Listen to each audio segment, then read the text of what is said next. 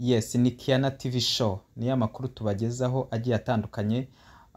Reka tubagezeho, hano hari amafoto yerekeye ku ntambara ya Israel. Nk'uko mubizi, muri iyi minsi intambara ya Israel na Iran nibyo biri kuvugwa cyane. Rero tugiye kuba tugaruka ku mafoto amwe namwe yo muri Israel. Ntabwo byakunzwe kugaragara, wajyaga ukumva ngo hapfuye abantu 8 mu ntambara cyangwa se mu bitero byose Iran yateye muri Israel. Rero uyu munsi twabateguriye amafoto amwe namwe agaragaza inyubako zo muri Israel zashegeshwe n'iyi ntambara. Rero uri bubone inzu nyinshi, ariko turifashisha ikinyamakuru bita Igihe, aho cyanditse kivuga ngo mu ntambara imaze iminsi ishyamiranyije Israel na Iran, iki gihugu muri Kamena cyateye misile zikabakaba 400 muri Israel, ndetse cyoherezayo drone nyinshi ku buryo nibura misile zigera kuri 35 zabashije guhamya igipimo, zishwanyaguza ibikorwa remezo, zinatwara ubuzima bw'abantu nk'uko bivugwa n'ubuyobozi bwa Israel. Muri iyi nkuru turagusangiza amafoto atandukanye agaragaza ubukana bw'ibisasu Iran yateye muri Israel, n'ukuntu byahinduye icyo gihugu, ivu bigasiga bishyize hasi ibikorwa remezo bitandukanye, bikanahitana ubuzima bw'abatari bake, ku buryo igihugu cya Israel kitari cyarigeze guhura n'akaga nk'ako mu mateka yacyo. Hano baratwereka amafoto, murabibona namwe. Iyi foto urabona ko aya mazu hano rwose pe, urabona nk'aka gace umuntu yafotoye hano, urabona ko nta buye risigaye rigeretse ku rindi rwose. Hano hari abantu nyine ubona ko ngo ni umugore wahungishije imbwa ye mu buvumo buri munsi y'inzu, aho abaturage ba Israel bahungira mu bihe bidasanzwe by'intambara. Tubibutse ko muri Israel hari alarme, ni ukuvuga iyo zivuze abantu bose bahita bajya mu buhungiro. Ni ubuvumo bacukuye abaturage bagomba kujyamo. Akenshi ni nayo mpamvu usanga batakaza abaturage bakeya, kuko bahita bajya mu buvumo. Rero uyu mugore muri kubona yahungishije imbwa ye mu buvumo. Urabona ko ni ibihe biba bitoroshye. Urabona ko iyi foto yindi ni umusirikare wa Israel ari hafi y'imodoka yangijwe na misile zatewe ku nyubako zo guturamo Itaruma mu majyaruguru ya Israel. Uyu nawe yarebaga akaga kari kugwira Israel mu buryo batari barigeze kubona mu mateka yabo. Ni ukuvuga iki gitero mu mateka ya Israel nicyo gitero gikomeye cyane bagize. Urabona ko hariya hari imyotsi, uyu mugabo ari kwitegereza yayobewe. Urabona ko hariya ngo umunyasirayeli, uyu n'undi mugabo urareba ibintu ari kureba, uyu nawe ni umunyisirayeli uri kwitegereza akaga cyangwa se imyotsi itewe na misile Iran yateye ahitwa Herzliya. Ni Herzliya kwa 17 Kamena 2025.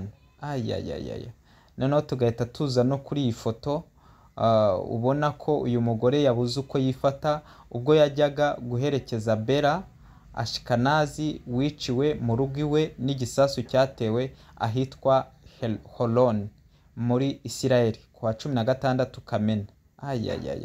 Birababaje cyane rwose. Uyu mubyeyi yari yagiye guherekeza uwitwa Bella Ashkenazi. Hano tuhita tubona undi nawe waje guherekeza abantu, uvuga ngo yananiwe kwakira urupfu rwabo mu muryango we, barimo abakobwa be 2. Ni ibintu bikomeye cyane.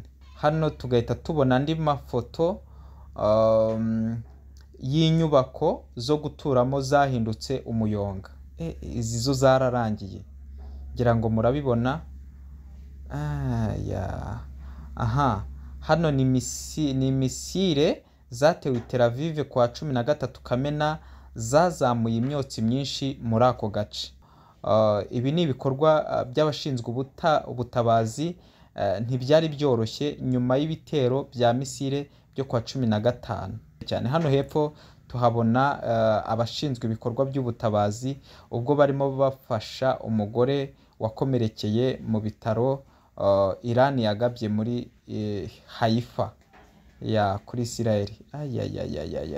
Hano ubw'aba bantu bari baje kwihera ijisho ukuntu ishuri ryigisha iyobokamana ryangirijwe bikomeye na misile zatewe muri Israel kwa 16 Kamena.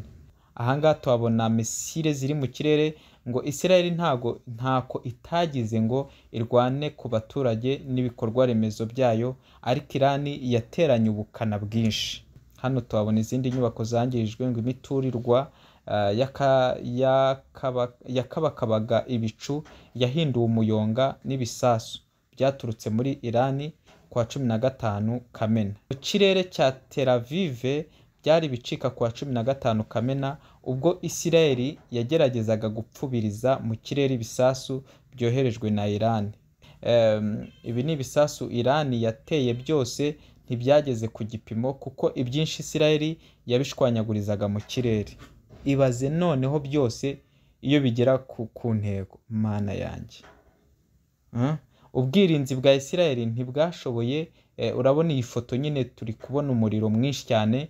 Hano hepfo turabona andi mazu agiye atandukanye. Abashinzwe ibikorwa by'ubutabazi bakoze akazi k'indyankurye n'ibikorwa by'indashyikirwa.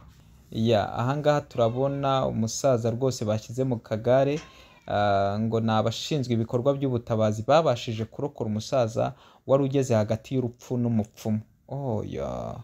Ahangaha tukabona amakiriro y'Abanya-Israel ko ari ukwirukira mu buvumo bw'inyubako ngo batagerwaho n'ibishashi by'ibisasu biturutse muri Iran. Ariko Israel rwose ubona ko yubatse ibintu bikomeye. Urabona bafite ubuvumo, nta kibazo. Sinzi niba harimo na wifi, ndi kubona bahugiye kuri telefone. Ikindi reba izi nyubako ngo Abanya-Israel bari kwitegereza igihugu cyabo kigurumana. Urareba ko bano bagabo bari kureba uburyo hari kugurumana, inyubako ziri gushya, ibintu bibabaje cyane. Abashinzwe ibikorwa by'ubutabazi nabo bari baguye mu kantu. Urabona ko uyu mugabo rwose ahangaha uyu mugabo yari yabuze ayacira n'ayamira ubwo yari ageze mu cyumba cy'inzu cyangijwe na misile. Urabona ko ni ibintu bikomeye cyane bibabaje. Ahangaha bakavuga ngo uko misile yaturutse muri Iran kwa 13 Kamena yagaragaraga mu kirere cy'umujyi wa Ashkelon muri Israel. Ko abantu banateye imbere mu buryo bw'intwaro, nuko wenda babikoresha basenya ibikorwa remezo, babica abantu bagira bate, ariko nyine nta kundi. Hano turi ku isi, Imana ikomeze kubarengera. Murakoze cyane rero gukurikiranira iyi nkuru. Icyo twabasaba ni ugukanda subscribe mukazajya mubona n'izindi nkuru zigiye zitandukanye. Imana ibahe umugisha.